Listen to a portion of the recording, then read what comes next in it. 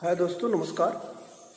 आइए समास के दूसरे पार्ट पे हम लोग चलते हैं और यहाँ पर हम बात करेंगे अव्ययभाव समास की। ठीक है, इसे थोड़ा सा समझने में मुश्किल है, लेकिन अगर आप इसको ध्यान से कंसंट्रेटली देखेंगे और इसके बेसिक को समझने का प्रयास करेंगे तो 100% समझ में आ जाएगा। ठीक है, तो आइए देखते हैं इसमें। इसका पहला आपको बता दें, अव्ययभाव समास पूर्व पद प्रधान, यानी कि अव्ययभाव समास ऐसा समास होता है जिसका पूर्व पद प्रधान होता है और जो पूर्व पद होता है वह अव्यय होता है। ठीक है, अव्ययभाव समास का पूर्व पद जो होता अव्यय होता है। ठीक है, इसकी पहचान मैंने आपको बताया था, किसमें भर, प्रति, सा, निर, उप, दुर, सा, ये शब्द आपको लगे हुए मिलेंगे। ठीक है, और एक चीज इसकी विशेष बात क्या है कि ये अव्ययभाव समास जो होता है नपुंसक लिंग में होता है, ये विशेष ध्यान दीजिएगा। ठीक है, इसके नियम देखिएगा। नंबर 1 इसका सूत्र है अव्यय, विभक्ति, समीप, समृद्धि, वृद्धि, अर्था, अभाव, अत्यय, संपत्ति, शब्द प्रादुर्भाव, पश्चात, यथान, पूर्व, योग, पद, सादृश्य, संपत्ति, साकल्य, अंत, वचनेश।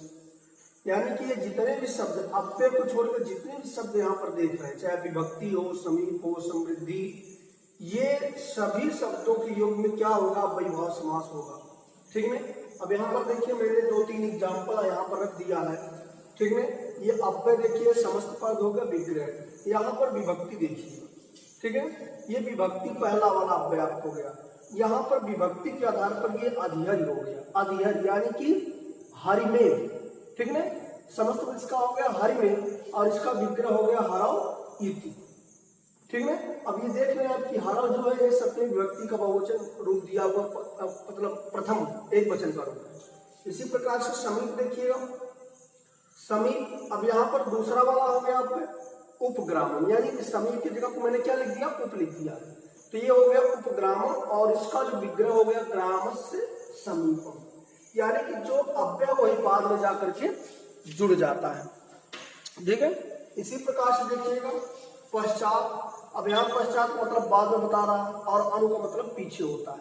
तो यहाँ से हो गया अनु विष्णु, यानी कि विष्णु पश्चात है, अर्थात विष्णु के पश्चात। ओके, इसी प्रकार से और भी 2-4 एग्जाम्पल देख लीजिए।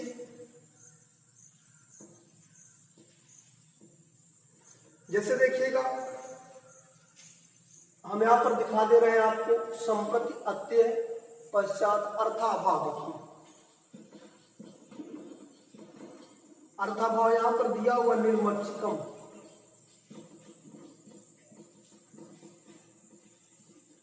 निर्मच्छिकम, अब ये हो जाएगा मच्छिकाराम अभाव है।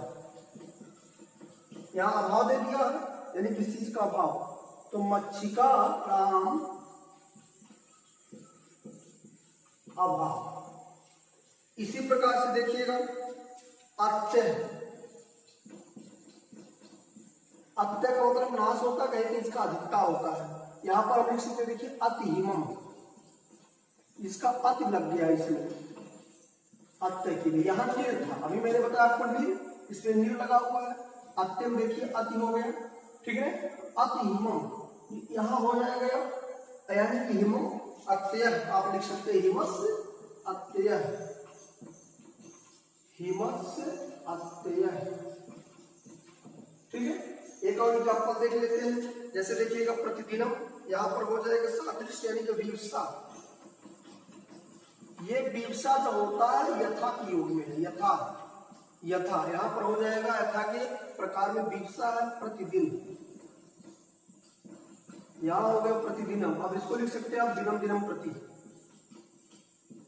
दिनम दिनम प्रति। ठीक है, तो इस तरीके से ये जितने भी शब्द हैं, अब संप्रति सादृश्य का मतलब सा होता है, जैसे कह दो सा सखी, यानी कि सखी के सदृश। संपत्ति साथ में, सपित्र मतलब पिता के साथ। तो इस तरीके से जितने भी शब्द हैं, अब अंत हो गए। जैसे अभी मैं कह दूं सा समुद्रम, यानी कि समुद्र पर्यंत हो जाएगा सा समुद्रम, यहां भी सा इसका लगा हुआ। तो इस तरीके से आप पहचान सकते हैं कि अगर पूर्व पद आपको लगे कि भर, प्रति, सा, निर, उप, सा, आ इत्यादि अगर पाया जाता है तो समझ जाइएगा कि क्या है, अव्ययीभाव समास। ठीक है, और वही लास्ट में आपका जुड़ता है, जो ये विभक्तियां होती, समृद्धि, पश्चात, अंतः, संप्रति, यही सब जुड़ जाता है। ठीक है, आइए दूसरा इसका रूल देख लेते हैं।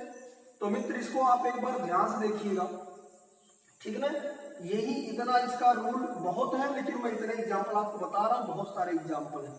ठीक है, लेकिन इतने आपको बता रहा हूं। इसका नियम दूसरा देखिएगा।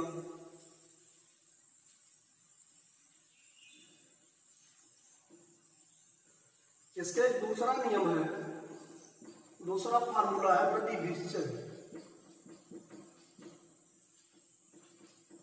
नदीभिश्च यानी कि नदियों के समाहार में भी अव्ययीभाव समास होता है। ठीक है ना, नदियों के समाहार में भी अव्ययीभाव समास होता है। हाँ, भले उसका पूर्व पद संख्यावाची हो। जैसे एग्जाम्पल देख लीजिए, अभी हम लिखते हैं द्वियमुनम।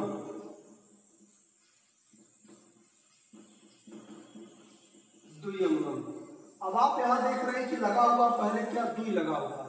ठीक है, तो आप कहेंगे सर तो संख्यावाची हो गए। ठीक है, संख्यावाची हो गए, मैंने बताया कि संख्यावाची हो, लेकिन अगर नदियों का समाहार होगा तो वहां पर नदीभिश्च सूत्र से अव्ययीभाव समास होगा। यहां इसका हो जाएगा द्वयो अम्नयो समाहार है। इसका विग्रह देखिएगा, द्वयो यमुनयो समाहार है। ठीक है, यानी दो यमुनों का संगम। इसी प्रकार से आप पंचगंगा देख लीजिए, पंचगंगम, तो यहां से हो जाएगा पंचानाम गंगा नाम समाहार है। पंचानाम गंगा नाम समाहार है। क्लियर? इस तरीके से नदियों के समाहार में, नदियों के समूह में भी अव्ययीभाव समास होता है। ठीक है, तो ये था अव्ययीभाव समास। ठीक है, और इसके बाद हम देखते हैं तत्पुरुष समास।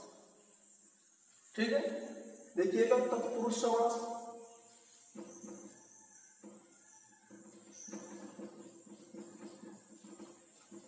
तत्पुरुष समास, ठीक है, इसका मैंने आपको बता दिया था, इसका उत्तर पद प्रधान होता है। उत्तर पद प्रधान होता है। ठीक है, ये समास मैंने बताया था कि ये सब मिला करके 12 प्रकार का होता है। ठीक है, लेकिन जो इंपॉर्टेंट है उसकी मैं चर्चा कर भी रहा हूं।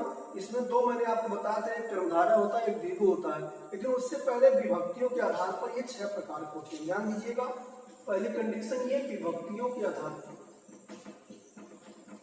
विभक्तियों के आधार पर 6 प्रकार। तो सबसे पहले हम विभक्तियों का आधार पढ़ेंगे। ध्यान दीजिएगा, संस्कृत में आप जानते होंगे कि जो कारक होते हैं वो 6 होते हैं। ठीक है, क्योंकि इसमें संबोधन संबंध कारक को और संबोधन को नहीं लिया जाता। ठीक है, एक श्लोक में कह दिया गया है कि कर्ता कर्म चा करेण संप्रदानम तथयोचा अपादान इत्याहु अधिकरणे, अपादान अधिकरणे इत्याहु कारकाणि 6। ध्यान सुनिएगा, कर्ता कर्म चा करण संप्रदानम तथयोच अपादान अधिकरणे इत्याहु कारकाणि 6। यानी कि जो कारक होते हैं संस्कृत में वो 6 प्रकार के होते हैं। उसी के आधार पर, विभक्तियों के आधार पर यहाँ पर जो तत्पुरुष समास होता है वो 6 प्रकार का होता है। ठीक है, तो इसमें हम बात कर लेते हैं आपको तत्पुरुष समास में। देखिएगा, थोड़ा सा ये 2 प्रकार के इसका मुख्य जो भेद होते हैं, इसमें 2 प्रकार के होते हैं। एक समान अधिकरण होता है, एक व्यधिकरण होता है। समान अधिकरण जिसके मुख्य भेद है, और एक होता है व्यधिकरण। ठीक है, समान अधिकरण और व्यधिकरण। तो जो समान अधिकरण होता है उसमें विभक्तियां जो होती हैं, जो पद आपस में समाहित होते हैं, वो समान विभक्ति वाले, यानी कि जो भी 2 शब्द मिलते हैं, ठीक है, वो समान विभक्ति के मिलते हैं। और व्यधिकरण में क्या होता है कि भिन्न भिन्न विभक्तियों के शब्द आपस में संयोग करते हैं। तो ये बात आपको समझ में आ गई होगी, ठीक है। समान अधिकरण में विभक्ति यानी समान विभक्ति वाले शब्द आपस में समास करते हैं, और व्यधिकरण में क्या होता है कि भिन्न भिन्न विभक्ति के जो शब्द होते हैं वो समास करते हैं, ठीक है। अब यहाँ पर हम पढ़ेंगे आपको विभक्तियों के आधार पर, ठीक है। तो इसमें बहुत सारे सूत्र हैं, उस सूत्रों की चर्चा हम कम करेंगे, ठीक है, लेकिन एक दो सूत्र आप देखते जाइएगा। पहला सूत्र हम देखते हैं, ठीक है। यहाँ पहला सूत्र आपका दे दिया है द्वितीयाश्रितातीत, द्वितीयाश्रितातीत, ठीक है। पतित गतस्य, पतित गतस्य, गतस्य प्राप्त आपन्ने, गतस्य गतस्य तस्यत् प्राप्त आपन्ने, तस्यत् प्राप्त आपन्ने, ठीक है। तो इतना ध्यान दीजिए, इसमें क्या होता है, सिद्ध होता है यानी कि सिद्ध शब्द, अतीत शब्द, पतित शब्द, गत शब्द, ठीक है। अत्यस्त शब्द, अत्यस्त हो गया, प्राप्त हो गया और आपन्न हो गया। आपन्न माने विपत्ता जो आप जाती है आ जाए। तो सिर्फ अतीत, पतित, गत, अतस्य, प्राप्त, आपन्ना, इतने शब्दों के योग में द्वितीया तत्पुरुष होता है, ठीक है। इसको ध्यान से देखिएगा, द्वितीयाश्रित, अतीत, पतित, गता, अतस्य, प्राप्त, आपन्नई। एक बार ध्यान से सुनिएगा, द्वितीयाश्रित, अतीत, पतित, गता, अतस्य, गत, अतस्य, प्राप्त, आपन्नई, यानी कि श्रित शब्द में, अतीत शब्द में, पतित शब्द में, गत शब्द में, अत्यस्त शब्द में, प्राप्त शब्द में, आपन्न शब्द में, ये जितने शब्द होते हैं इन सभी शब्दों के योग में द्वितीया तत्पुरुष होता है, ठीक है। यहाँ पर आप एक दो एग्जाम्पल देख लीजिएगा। जैसे हम देख लेते समस्त पद में, आप कहे समस्त पद हो गए कृष्ण आश्रित है,